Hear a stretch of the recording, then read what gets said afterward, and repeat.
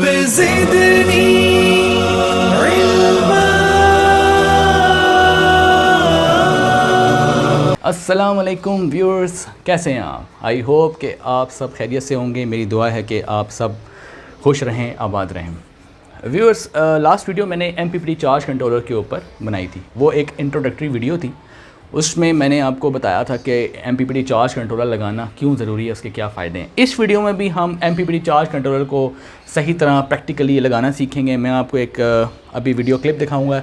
हमने एक प्रोजेक्ट किया था रिसेंटली, वहाँ पे MPPT हमने इंस्टॉल किया था, उसके साथ हमने PWM भी इंस्टॉल किया था और उसके साथ हमने DC लोड भी रन किया था।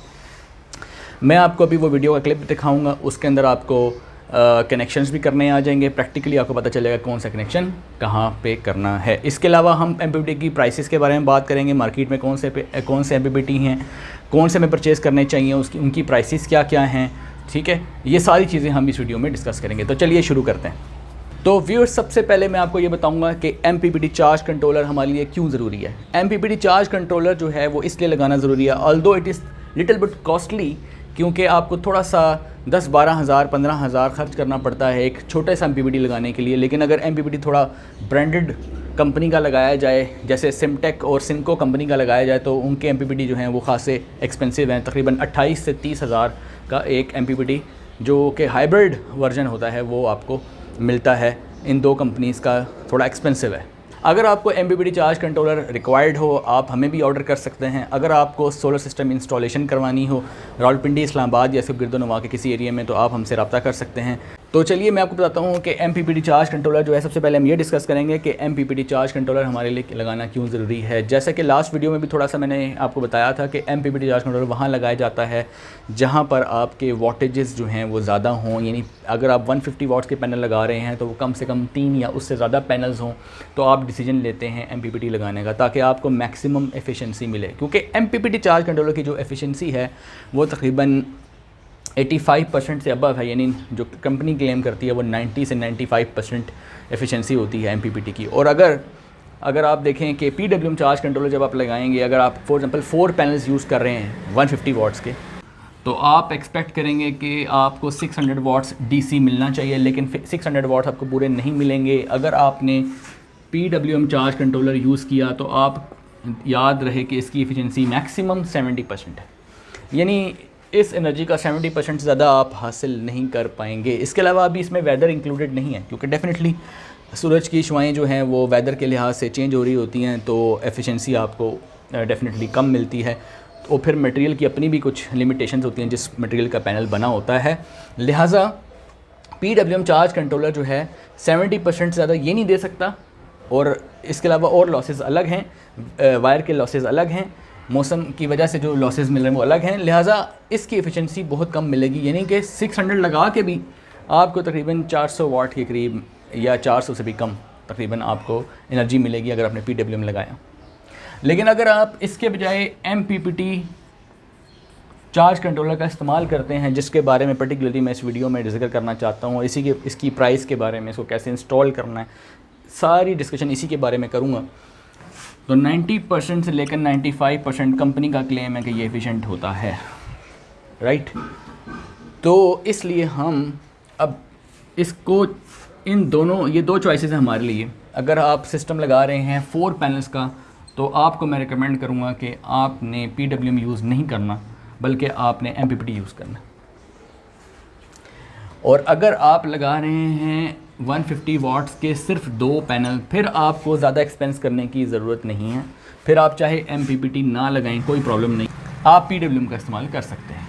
PWM का इस्तेमाल इसलिए कर सकते हैं कि यहाँ सिर्फ 2 पैनल्स हैं। एक पैनल आपने ऐसे लगाया, दूसरा पैनल ऐसे लगाया, दोनों को आपने पैरेलल में जोड़ देना है। ये प्लस माइनस प्लस को प्लस के साथ जोड़ देना है, माइनस को माइनस के साथ जोड़ देना है, और यहाँ से प्लस आपने पिक कर लेना है, यहाँ से आपने माइनस पिक कर लेना है सिंपली।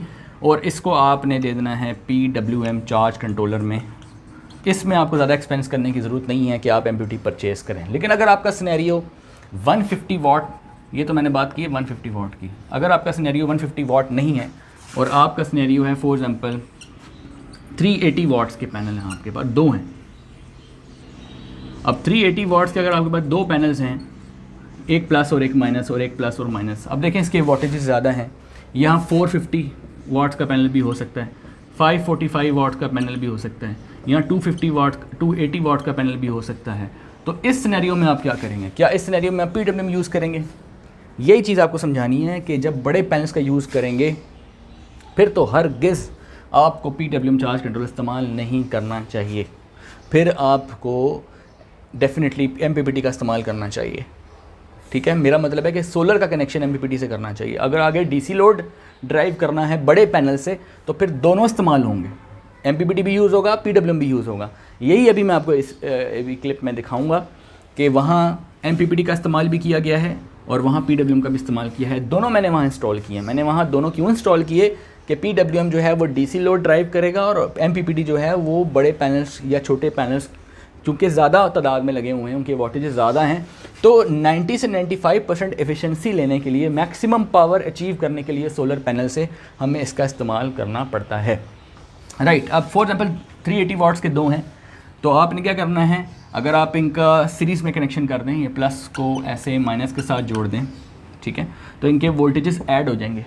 राइट, अगर 380 वाट का पैनल आपको ऑलमोस्ट फॉर एग्जांपल आपको देता है 40 वोल्ट्स के आसपास दे रहा है, यहाँ पे भी अगर आपको ये 40 वोल्ट्स के आसपास दे रहा है, तो अगर आप इनको ऐड करेंगे तो आपके पास 80 वोल्ट्स बनेंगे।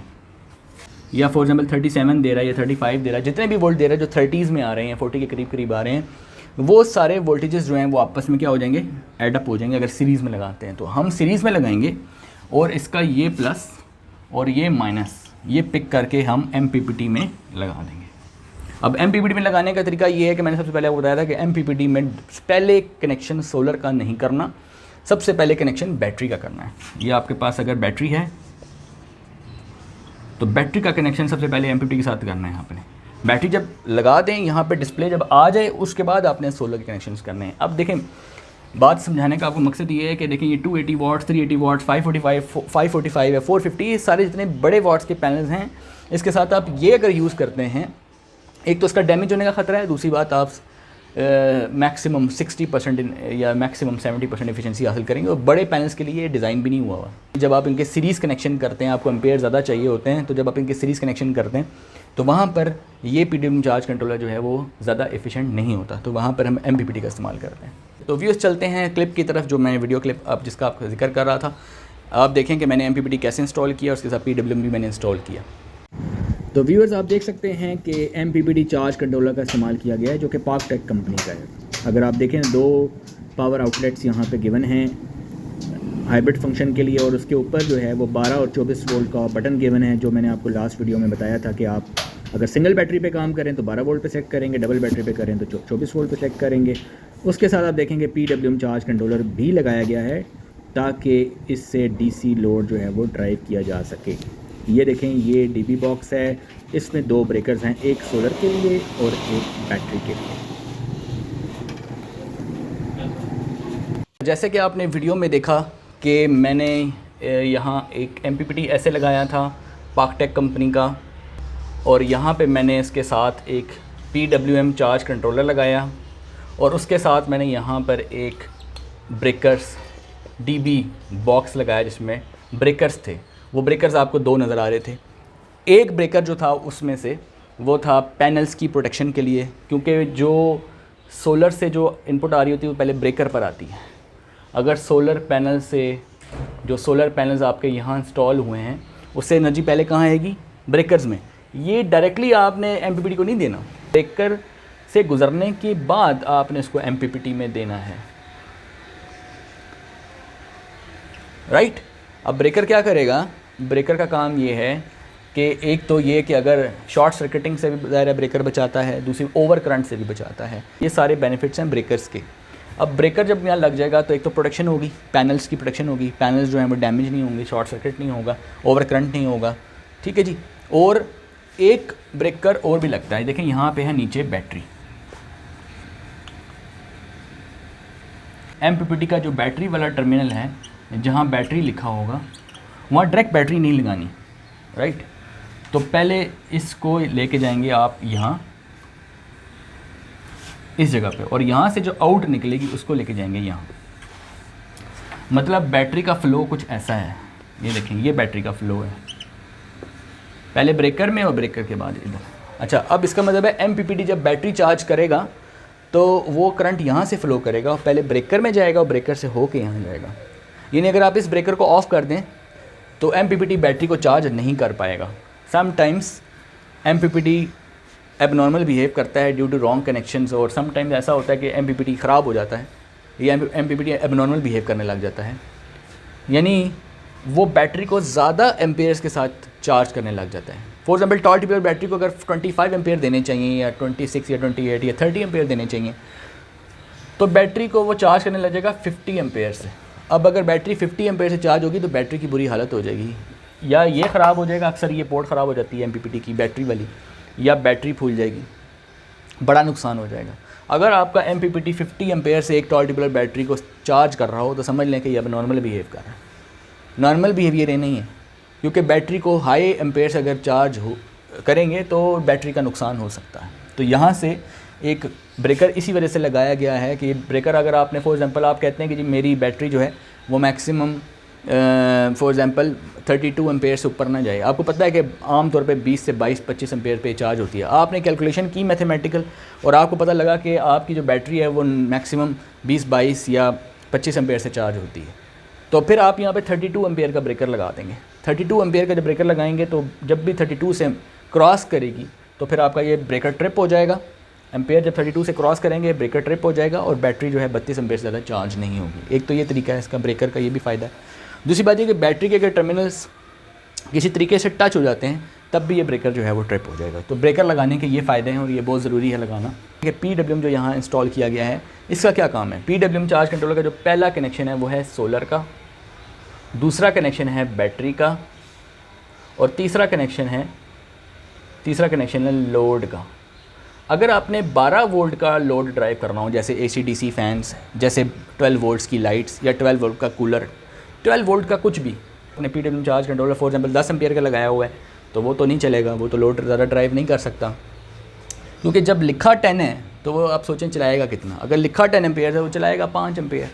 अगर यहाँ लिखा 50 है तो चलें फ़र्ज़ करें स्टिकर पे झूठ भी लिखा हो तो तकरीबन 30 एम्पेयर तक तो चलाएगा, 30-35 तक तो चलाएगा।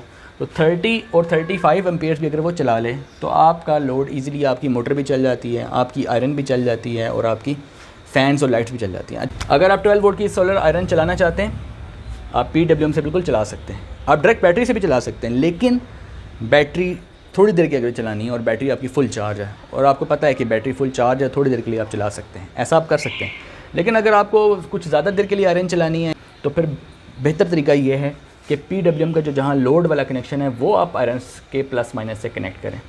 अगर आपके घर में UPS लगा हुआ है, आप MPPT इसलिए लगा रहे हैं कि आप अपने घर के UPS को सोलर UPS बनाना चाहते हैं, तो फिर आप हाइब्रिड का इस्तेमाल करते हैं। और अगर आप UPS इस्तेमाल नहीं कर रहे, सिर्फ 12 वोल्ट का लोड चलाना है आपने, ठीक है, जैसे ये कनेक्शंस मैंने किए हैं और आपको वीडियो में दिखाया है, बिल्कुल वैसे कनेक्शंस कर लें जैसे मैंने बताया है। यहाँ पे कोई चेंज ओवर लगाने की ज़रूरत नहीं है क्योंकि लोड आपका DC है, ठीक है जी। यहाँ पे आपने सिंपली ये बैटरी से कनेक्ट कर दिया और यहाँ लोड से कनेक्ट कर दिया, सिंपली 12 वोल्ट का लोड चलाएं। अब आपने अगर 220 वोल्ट का लोड चलाना है तो यही जो लोड है, ये जो लोड से आपने आउट निकाला है, यहाँ पे आप इन्वर्टर छोटा सा लगाएं और अपना लोड 220 का चला लें, ठीक है, ऐसा भी आप कर सकते हैं, ठीक है।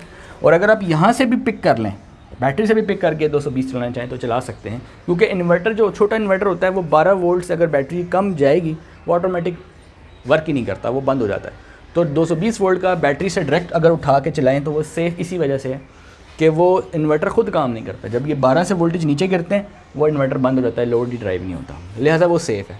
हाँ, अगर 12 वोल्ट का आप डायरेक्ट इससे चलाएंगे तो फ़ैन की स्पीड कम हो जाती है और बैटरी जो है वो 7-8 वोल्ट पे चली जाती है, वहाँ पे ये डीप डिस्चार्ज में जा सकती है, इसलिए उसकी प्रोटेक्शन के लिए PWM लगाया जाता है, ठीक है जी। अब बात करते हैं कि जो घर का UPS है उस चेंज ओवर के साथ कैसे लगा के, आप चेंज ओवर लगाने की ज़रूरत क्या है, और MPPT के साथ कैसे लगाएं, चेंज ओवर के साथ कैसे लगाएं, वो भी बताता हूँ। एक होता है नॉन हाइब्रिड, एक होता है हाइब्रिड। नॉन हाइब्रिड जो है वो सिंपली आपने एफिशिएंसी लेनी है, पैनल से ज़्यादा एफिशिएंसी लेनी है। जैसे अभी DC लोड ड्राइव करना है तो ना चेंज ओवर की ज़रूरत है ना हाइब्रिड की ज़रूरत है, तो आप अपने ज़्यादा पैसे खर्च ना करें और जितना मैंने आपको बताया उतना ही करें, ठीक है। और अगर आप कहते हैं नहीं मैंने घर के फॉर एग्ज़ाम्पल ये जो 220 वोल्ट वाले 4 पंखे चलाने हैं, अगर आपके पास हाइब्रिड MPPT नहीं है तो फिर आप क्या करेंगे, चेंज ओवर लगाएंगे। चेंज ओवर जो है बेसिकली ये आपका लोड है, लोड का मतलब है आपके फैंस, आपकी लाइट्स, ठीक है। और ये किस पे चलने वाली हैं, 220 वोल्ट पे चलने वाली हैं, जो घर पे आमतौर पे लगी होती है। ये है लोड। अब लोड यहाँ पे लगा हुआ है चेंज ओवर, ठीक है, ये चेंज ओवर है। यहाँ मैं ले लेता हूँ चेंज ओवर। अब चेंज ओवर की जो आउटपुट है, चेंज ओवर की जो आउटपुट है वो आपने कनेक्ट कर दी है लोड के साथ, ठीक है। अब चेंज ओवर की दो इनपुट्स हैं। अब इनपुट 1 पे आप देंगे वापडा, और इनपुट जो 1 है, एक इनपुट पे आप देंगे वापडा, और दूसरी जो इनपुट है, सॉरी इनपुट 2 जो है, वहाँ पे आपने छोटा इन्वर्टर यूज़ किया हुआ है।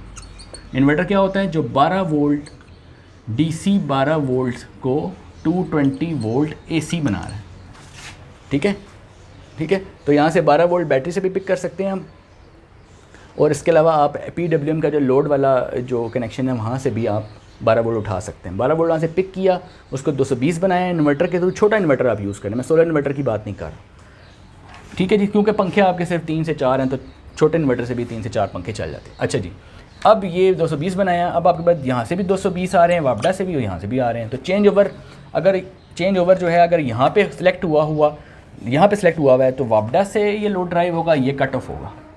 और अगर इस चेंज ओवर आपने यहाँ कर दिया तो ये वाला रास्ता खुल जाएगा और ये वाला रास्ता बंद हो जाएगा, यानी कि आपका फ़्लो यूँ हो जाएगा। इसका मतलब है कि वो जो सोलर से एनर्जी बन रही है, वो जो सोलर से बैटरी चार्ज हो रही है, वो बैटरी 220 बना रहे हैं हम, और 220 से हम लोड ड्राइव कर रहे हैं, यानी बैटरी कंज्यूम हो रही है, सोलर एनर्जी यूज़ कर रहे हैं। इन अदर वर्ड्स हम सोलर एनर्जी यूज़ कर रहे हैं। यहाँ सोलर सेटअप है, यहाँ वापडा का सेटअप है। चेंज ओवर यहाँ लगाएंगे, 220 वोल्ट वाले पंखे सोलर से चलेंगे। चेंज ओवर यहाँ लगाएंगे, 220 वोल्ट वाले पंखे वापडा से चलेंगे। जब ये ऑन हो जाएगा पाथ, तो ये वाला पाथ बंद हो जाएगा। जब ये वाला पाथ चलने लग जाएगा तो ये वाला बंद हो जाएगा, एक वक्त में एक, ठीक है जी। ये होता है चेंज ओवर का काम। अब ये चेंज ओवर का फ़ायदा ये होता है कि अगर आपने MPPT यहाँ पर जो आप लगा रहे हैं, इसके पीछे इन्वर्टर के पीछे क्या लगा हुआ है, MPPT लगा हुआ है, वो आपका नॉन हाइब्रिड है, राइट। और आप चाहते हैं जी हाइब्रिड आप यूज़ ही नहीं करना चाहते, क्योंकि हाइब्रिड अक्सर प्रॉब्लम्स करने लग जाता है। हाइब्रिड के ऊपर मैं अलग वीडियो बनाऊंगा, मैं हाइब्रिड के ऊपर बात नहीं करना चाहता। तो आप कहते हैं जी कि मैं चेंज ओवर लगा के आप उस मसले को हल करते हैं। जब हाइब्रिड सही तरह काम ना करे तो फिर आप नॉन हाइब्रिड पे आ जाते हैं, फिर आप चेंज ओवर पे आ जाते हैं। अब डे टाइम में आप चेंज ओवर कहाँ रखेंगे, सोलर के ऊपर, खुद इसको मैनुअली कंट्रोल करेंगे, सोलर पे रखेंगे। और शाम को तकरीबन समर्स में 6 बजे तक आप अपना लोड जो है वो सोलर से फ्री ऑफ कॉस्ट चलाएँगे, ठीक है। शाम को 6 बजे मगरिब से कुछ देर पहले आपने ये चेंज ओवर इधर घुमा देना है। जब आप चेंज ओवर इधर कनेक्ट कर देंगे तो फिर वापडा से जो है वो ये रोड जैसे आम तौर पे चल रहा होता है, वापडा से चलने लग जाएगा। अगले दिन फिर सुबह 8 बजे आप इसको इधर कर दें, ठीक है। अब हुआ क्या, सुबह 8 बजे से लेकर शाम को 6 बजे तक, यानी इन तकरीबन 10 घंटों में आपका वापडा बंद हो गया, और ये लोड फैंस और लाइट का सिर्फ सोलर से चलेगा। यानी आपको इत्मीनान हो गया कि वापडा बंद है। अगर वापडा भी ऑन रहे, ये भी ऑन रहे, दोनों जैसे hybrid inverter, solar hybrid inverter में ही एक वक्त में दोनों इनपुट्स दे रहे होते हैं, बैटरी भी कनेक्ट है, सोलर भी कनेक्ट है, ये भी कनेक्ट है, तो वहाँ पर लोगों के बिल जब ज़्यादा आ रहे होते हैं तो फिर उनको ट्रबल होती है। वो कहते हैं जी हम सोलर भी हम लगा रहे हैं, फिर भी सोलर भी हमने लगा दिया, फिर भी बिल कम नहीं हुआ। इसके ऊपर अलग वीडियो बनाऊँगा कि सोलर लगा भी दें फिर भी बिल कम नहीं हो रहा, क्यों नहीं हो रहा, इसकी बहुत सी वजूहात है, इसके ऊपर वीडियो बनाऊंगा। आने वाली वीडियोस देखते रहें। आई होप कि आपको इस वीडियो में MPPT चार्ज कंट्रोलर के बारे में बहुत सारी मालूमात मिल गई होगी, हाइब्रिड नॉन हाइब्रिड का फ़र्क पता चल गया होगा। हाइब्रिड के ऊपर अलग वीडियो बनाएंगे। वीडियो को ज़रूर दूसरों के साथ शेयर करें और सदका जारिया समझ के ये इल्म दूसरों तक फैलाएँ। आपसे मिलता हूँ नेक्स्ट वीडियो में, तब तक के लिए अल्लाह हाफ़िज़।